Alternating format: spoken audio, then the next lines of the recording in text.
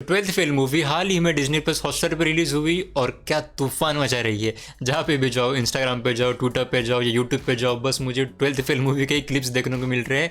लेकिन क्या तुम्हें पता है, ये मूवी डायरेक्टली हॉटस्टार पर रिलीज नहीं हुई।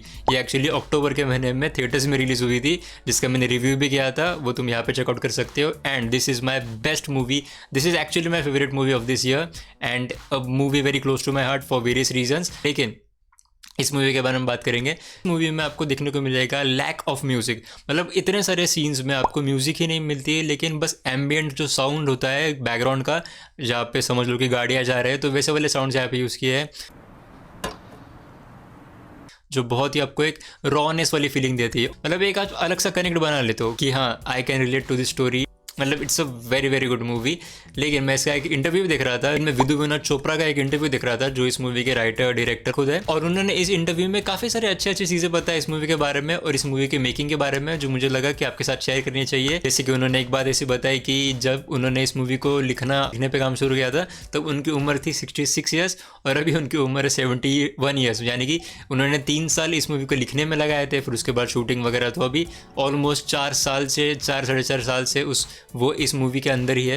और काफ़ी सारी चीज़ें तो एक एक करके बात करेंगे। तो पहले बात मैं करना चाहूँगा इस सीन के बारे में। इस सीन के बारे में विदु विनोद चोपड़ा ने जो कहा था, उसके पहले मैं तुम्हें एक उसका बैक स्टोरी देना चाहूँगा कि ये कितना खूबसूरतली शॉर्ट सीन था। मतलब इस मूवी में पहले बार ही श्रद्धा के कैरेक्टर को देख रहे हैं ये पूरे ग्रुप के बीच में। यहाँ पे हम एज एन ऑडियंस बस उनको एक एक तरीके से देख रहे हैं, बस ऐसा लगता है कि हम बस वहाँ से गुजर रहे और उन्हें देख रहे हैं। लेकिन फिर जैसे ही श्रद्धा गाना गाना शुरू करती है, सारे का सारा फोकस श्रद्धा पर ही आता है और धीरे से कैमरा उसके सामने आता है।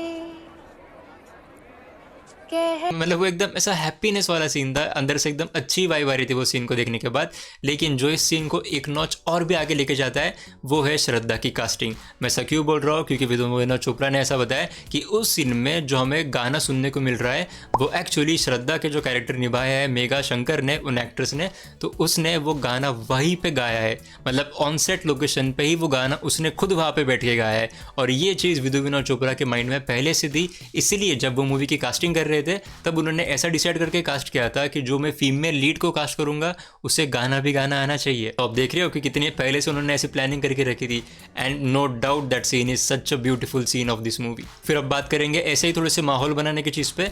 तो विदु विनोद चोपड़ा ने यह भी कहा कि उनका जो स्टार्टिंग हुई थी मूवी की, वो 1997 में हुई थी, आपको भी याद होगा।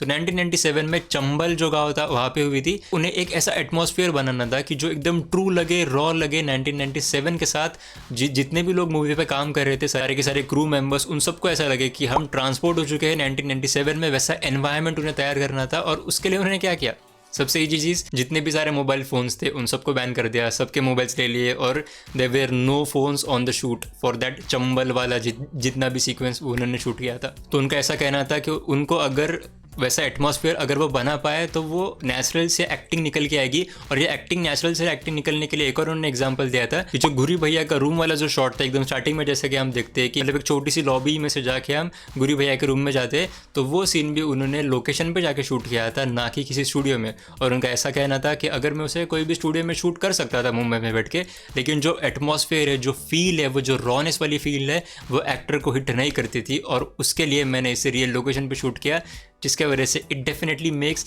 That environment help the actor to do his best work. फिर मैं आगे बात करना चाहूँगा इस मूवी के म्यूज़िक के ऊपर। जैसे कि मैंने पहले बोला कि काफ़ी सारे सीन्स में म्यूज़िक ही यूज़ नहीं किया है, बस एम्बियंट साउंड, जो बैकग्राउंड में साउंड चलता है, वो ही यूज़ किया है। लेकिन उन्होंने एक और चीज़ बताई जो मुझे एक पॉइंट पे हिट हुई थी, लेकिन मैंने इतना उस पर ध्यान नहीं दिया।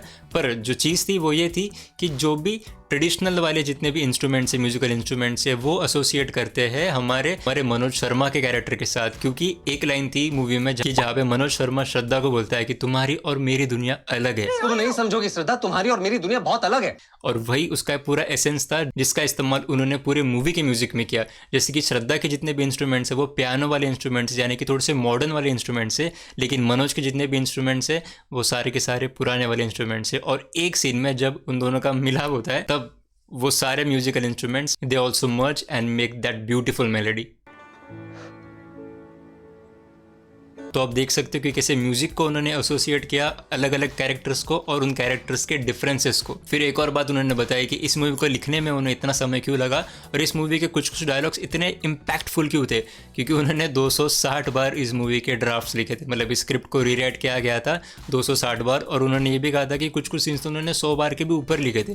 जैसे कि शुरुआत में एक सीन है जहाँ पे मनोज को पहली बार हिट होता है कि उसे चीटिंग नहीं करनी चाहिए, वो उसका जुगाड़ वाली जो रिक्शा थी उसमें पकड़ा जाता है, फिर उसके बाद जो पुलिस ऑफिसर उसे लेके जाते हैं, उस वाले सीन में भी एक लाइन थी जो काफ़ी हार्ड हिटिंग थी और जिसके लिए उन्होंने काफ़ी बार स्क्रिप्ट को स्क्रैच करके फिर से लिखा, स्क्रैच करके फिर से लिखा।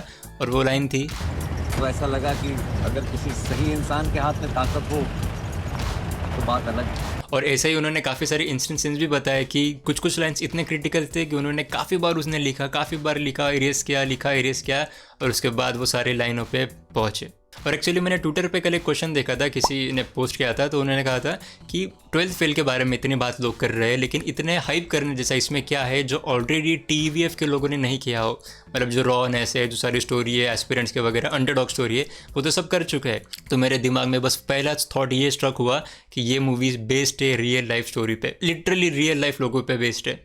एंड दैट जस्ट टेक्स वो सारे जितने भी इमोशंस थे to a whole new level. And again अगर तुमने मूवी नहीं देखी तो प्लीज़ जल्दी जाके देखो। And thank you so much for watching.